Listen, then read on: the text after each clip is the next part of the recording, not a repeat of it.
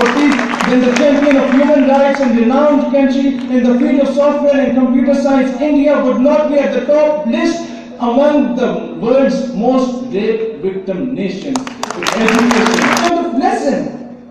The country where sex education is necessary for the students of 5th and 6th class, what kind of moral values they are teaching to their students? वो American embassy वाली बात आती है कि वहाँ से जब से आया तो ये पीटीएम का हामी हो गया। भाईजान कोई पहले तहकीक कर लिया करो। ये 2014 की बात है। अमेरिकन एम्बेसी एक और यूएसएड के इश्तराक से ये लोग एक डिबेट कंपटीशन ऑर्गेनाइज़ कर रहे थे, जिसमें कहा था कि जी is education necessary for peace, क्या तालीम अमन के लिए ज़रूरी है, आप इसके हक़ में बोलें या ख़िलाफ़ बोलें। मेरे एचओडी ने, मैं army public college of management and sciences में पढ़ता था, उनके शहीर तुम अच्छे तकरीर शकरीर कर लेते तो जाओ। मैं क्या सर, मैं अव्वल तो डिबेट कॉम्पिटिशन्स में हिस्सा नहीं लेता, मैं तो वैसे मुकर्रर हूँ, लेकिन यहाँ तो बिल्कुल भी नहीं जाऊँगा। पीछे अमेरिका का झंडा लगा होगा, सामने मैं तकरीर कर रहा हूँगा तो कोई भी तस्वीर लगा के बोलेगा गद्दार हो गया। मैं वापस आया क्लास में, देन आई रियलाइज्ड कि यार नहीं, हम लोग जो अमेरिका का झंडा पिछले 4-5 सालों से जला रहे थे उसका तो कोई फ़ायदा नहीं है। अखबार के नुक्कड़ में वो भी लोकल अखबार के नुक्कड़ में कोई छोटी सी सुर्खी लगी होती है कि शहीद सियालवी ने अमरीकी परचम नजर आतिश किया, अपने गम गुस्से का इजहार करते हुए कहा कि हम लोग अमरीकी ग़ुलामी नहीं करेंगे। मैंने कहा इसका क्या फ़ायदा। मुझे रियलाइज़ हुआ, मैंने कहा जाके मुँह पे बात करेंगे उनके सफ़ीरों काबीना के सामने। मैं गया एचओडी साहब के पास, मैंने कहा सर मैं जाना चाहता हूँ। एचओडी साहब ने हंस पड़े, उन्हें अंदाज़ा हो गया कि अब ये करना क्या चाह रहा है। उन्होंने कहा शहीद तो मुझे ज़रा तकरीर लिख के दो ना, और वो मैं देखूँगा, उसके बाद फिर मैं तुम्हें जाने दूँगा। मैंने खैर तकरीर शकरीर लिखी कि मलाला बड़ी नेक खातून है और आफिया सिद्दीकी को सही गिरफ़्तार किया गया और हमें दहशतगर्दी के ख़ात्मे और अमन के क़याम के लिए अमरीका का साथ देना होगा। एचओडी साहब ने वो पढ़ी, मुस्कुराए, कहते हैं बेटा ज़मीर तो मेरा भी नहीं मानता कि तुम ऐसी बातें करो, ना ही तुम्हारा मानता होगा, लेकिन अलबत्ता पोजीशन इसी से आएगी। मैं क्या बिल्कुल सर, पोजीशन तो इसी से आएगी। तो क्या पहन के जा रहे हो, शेरवानी तो नहीं पहन रहे? मैंने कहा नहीं सर, वो शेरवानी तो नहीं ना, अमरीकी एम्बेसी का फंक्शन है तो पैंट कोट शैंट कोट टाई शाई लगा के जाएंगे। कहता हाँ, यही मैं तुम्हें बता रहा था कि वो कोई बुरा इंप्रेशन उन पर ना पड़ जाए। हम पहली बार ही हमारी यूनिवर्सिटी को जाने दे रहे हैं तो कोई अच्छा इंप्रेशन पड़े। खैर मैं आया, मैंने कहा यार अब वहाँ सच तो बोलना है लेकिन ज़रा सपोर्ट भी लेके जानी चाहिए। मैंने सर के पास दोबारा चले गया। मैंने कहा सर आपको पता है हमारा इदारा पहली मरतबा जा रहा है किसी एम्बेसी के प्रोग्राम में, तो इलेक्ट्रिकल इंजीनियरिंग, सॉफ्टवेयर इंजीनियरिंग और बीबीए के बैच के 10-10 बच्चों को हम लोग ऑन बोर्ड लेते हैं। आप इजाज़त लें कि ऑडियंस के लिए हमें 30 बंदे चाहिए और एक टीचर भी हम रख लेते हैं उसमें, ताकि बच्चे डिसिप्लिन उनका मेंटेन रहे। तो जब मैंने ये कहा कि टीचर भी रख लेते हैं तो उनके वहम गुमान में भी नहीं आया कि ये कोई जाके वहाँ पर दंगा शंगा करने के इरादे में। खैर उन्होंने कहा बिल्कुल ठीक है, तो मुझे लिस्टें प्रोवाइड करो किस किस को लेके जाना चाहिए। मैंने कहा सर मैं आपको लायक बच्चों की लिस्टें देता हूँ। अब ज़ाहिर है वो एक डिपार्टमेंट के एचओडी थे तो बाकी डिपार्टमेंट्स में कौन लायक है कौन नहीं है उससे तो उन्हें सरोकार नहीं था। तो मैंने जितने दान नुमा टाइप, माजरत के साथ वो सुन भी रहे हो, मतलब हटे कटे ज़बरदस्त दबंग टाइप हमारे जो दोस्त अहबाब होते थे तमाम डिपार्टमेंट्स के, उन सब के नाम वहाँ तहरीर किए। और टीचर्स जो 3 हमने रखे वो रखे जो हमारे टाइप के फ्रेश होते थे, जिन्हें फ्रेश बीएस ऑनर्स या एमएस किया होता था और आ जाते थे वहाँ विजिटिंग फैकल्टी के लिए। तो हमारा एज डिफरेंस इतना नहीं होता था, तो गपशप आपस में अच्छी होती थी। उनको भी हमने ऑन बोर्ड लिया। उन्हें कहा सर आप जाएंगे एम्बेसी का प्रोग्राम है, तो बड़े खुश हो गए कि हाँ चलेंगे इंशाल्लाह। खैर कोस्टर अरेंज हो गई, एम्बेसी के जो भी लड़के शड़के थे उनसे बात होगी कि भाई हमारी ऑडियंस वाले भी आना चाहते हैं तो आप इजाज़त दे दें। उन्होंने कहा जी you are more than welcome, हमें तो इंतज़ार होता है कि कोई सुनने वाला भी आया हुआ हो। खैर 78 एजुकेशनल इंस्टीट्यूट्स के डिबेटर्स गए, बीच में शहीद सियालवी साहब भी गए और 30 बंदे हमारे साथ और चले गए और 3 वो टीचर्स। रास्ते में जनाब पेट्रोल पंप आता है, मैं उन्हें कहता हूँ जनाब ज़रा गाड़ी रोको। पेंट कोट मैंने पहना होता है और साथ एक थैला सा पकड़ा होता है, तो गाड़ी रोको यार मैं वॉशरूम जाना है। गया वॉशरूम में तो शहीद साहब जा पेंट कोट में रहे हैं, वॉशरूम से निकल रहे हैं तो शेरवानी ओढ़ी हुई है।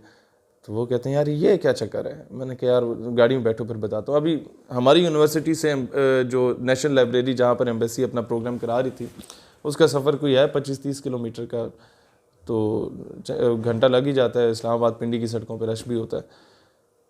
तो रास्ते में मैंने उन्हें कहा यार चक्कर ये है कि जो तकरीर मैंने कल सर को सुनाई थी और तुम लोगों को भी सुनाई थी, मैं वो तकरीर नहीं कर रहा। तो क्या कर रहे हो फिर? मैंने कहा यार मैं तो सच बोलने जा रहा हूँ आज।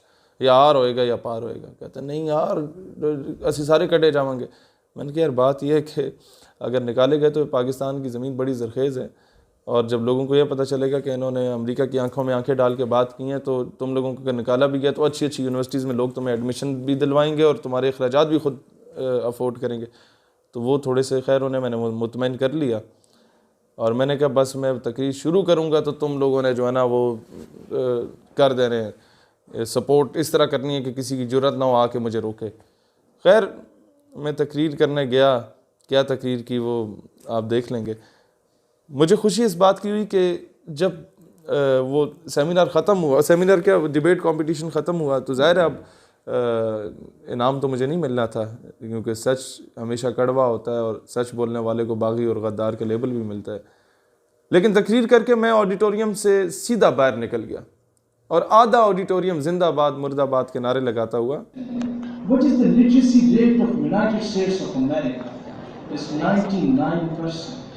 If education is necessary for peace, then the so-called champion of human rights and world's most well-educated nation, the United States of America, would not be responsible for the insurgency and terrorism in Iran, in Iraq, in Syria, in Pakistan,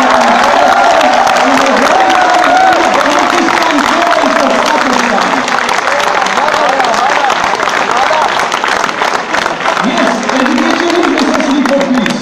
But what kind of education? The message of love, peace and prosperity which was given to us by the Holy Prophet sallallahu alaihi wasallam. The message which was given to us by the Holy Quran, that if you have killed a single human being, it means you have killed the whole humanity. And if you have killed the humanity.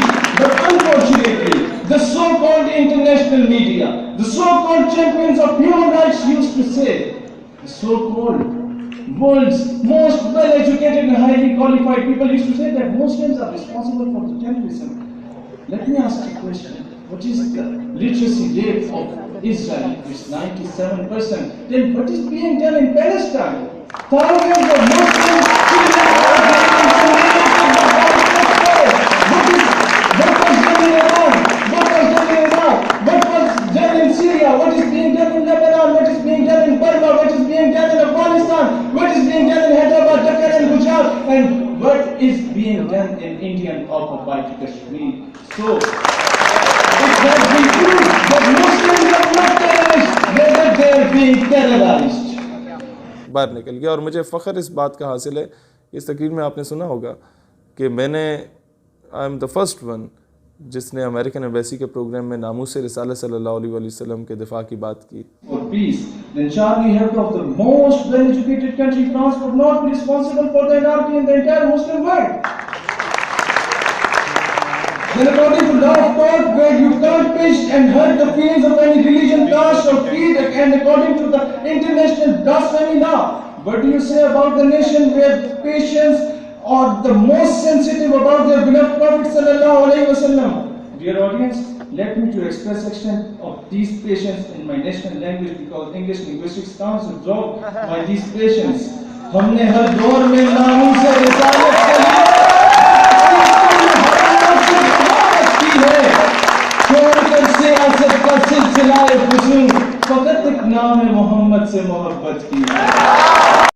मैंने अफ़गानिस्तान से फ़लस्तीन, कश्मीर से Burma तक के एक एक मुसलमान मज़लूम की बात की और कहा कि दहशतगर्द असल तुम लोग हो, अमेरिका वालों, जो दुनिया का अमन तबाह कर चुके हो। खैर जब मैं ऑडिटोरियम से बाहर निकला तो आधा ऑडिटोरियम नारे लगाते हुए बाहर आ गया। पोजीशन मेरे लिए वो नहीं थी कि वो फर्स्ट सेकंड थर्ड पोजीशन देते, वो तो देनी भी नहीं थी उन्होंने। पोजीशन मेरे लिए ये थी कि जो दूसरे स्कूल्स और कॉलेजेस और यूनिवर्सिटीज़ के टीचर्स और प्रिंसिपल्स आए हुए थे अपने बच्चों को लेके साथ, उन लोगों ने मेरा माथा चूमा था कि बेटा तुमने हक अदा किया, सच बोला।